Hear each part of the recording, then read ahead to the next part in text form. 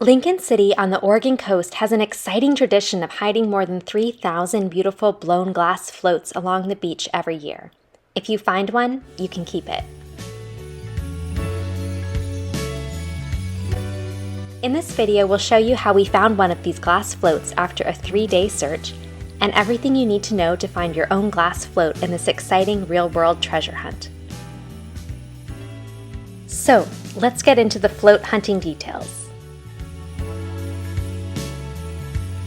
Lincoln City is on the Oregon coast about 2 hours from Portland.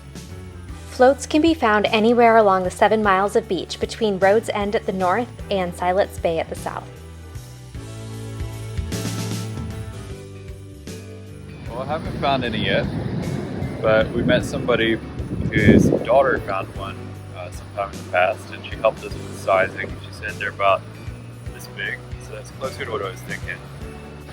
Yeah, I thought it was expect. The size of a bowling ball. I guess not quite. That'd be pretty big. I hope we find a float.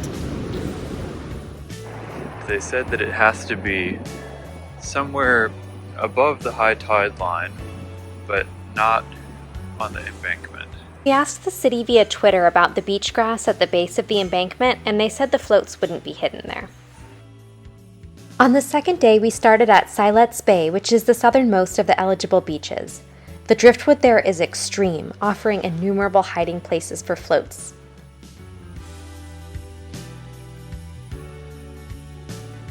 Alright, if I were one of the volunteers hiding these glass floats, where would be the best place to put it? Maybe under one of these logs?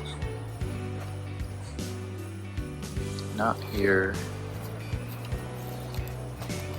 And they would have had to be out here fairly recently, so probably it's worth looking for footprints.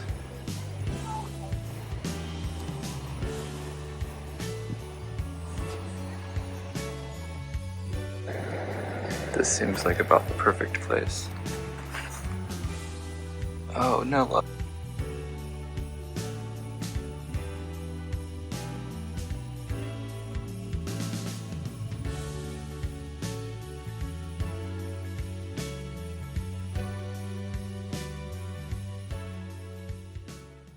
As you look for your float, it's interesting to also appreciate the tradition's history. Many years ago, glass floats all the way from Japan used to wash up on the Oregon coast. They were used to keep fishing nets afloat, and they were an exciting find for a beachcomber hunting for treasure in the tide line. Finding actual glass fishing floats is very unlikely now, so in 1999, Lincoln City began the tradition of sponsoring glass artists to make their own blown glass floats that are then hidden on the beach every day of the year by volunteers called float fairies. Throughout the year, the city hosts special drops, which are weekends or occasionally whole weeks when more floats are hidden than usual. The first 2 days we looked for floats were normal days, but the third day was part of the Antique Week special drop, and that's when we found our float. The floats are each labeled with a registration number, and if you find one, you can register it online and the city will send a certificate and information about the artist. Looking for floats is a perfect opportunity to pick up litter that you find along the way and help clean up the beach. We did just find a float, but it's of the styrofoam variety. So unfortunately, it's just going to go into our trash bag. We are getting a substantial stock of beach trash. Accio glass float. Maybe it's just a little delayed. Yeah. Good work.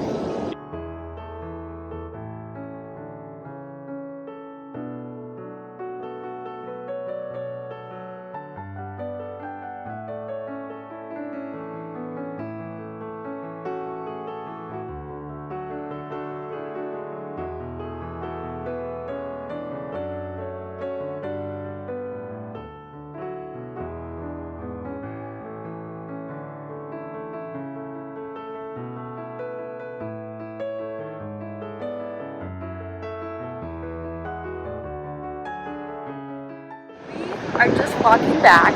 We've been looking for floats for hours, and we're just walking back, and Brian pointed this out. I was about to walk right by it. We have found a float.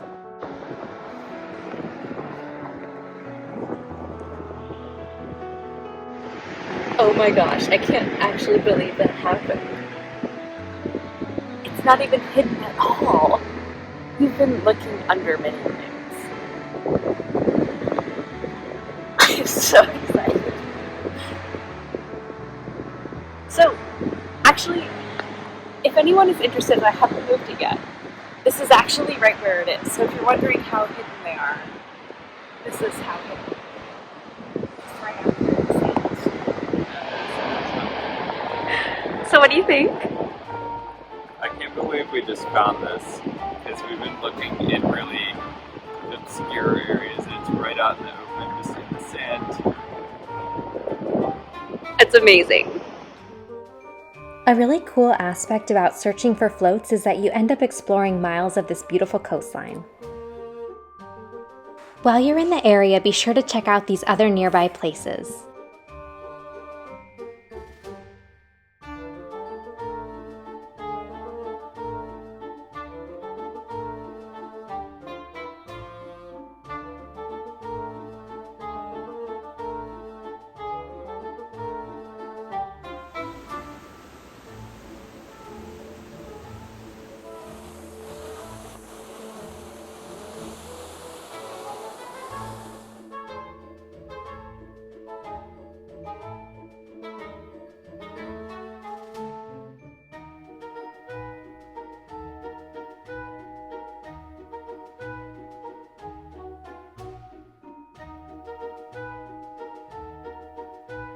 Thanks for watching Adventures with Holly and Brian. Remember to subscribe to our channel for more of the best of the Pacific Northwest and beyond. See you next time.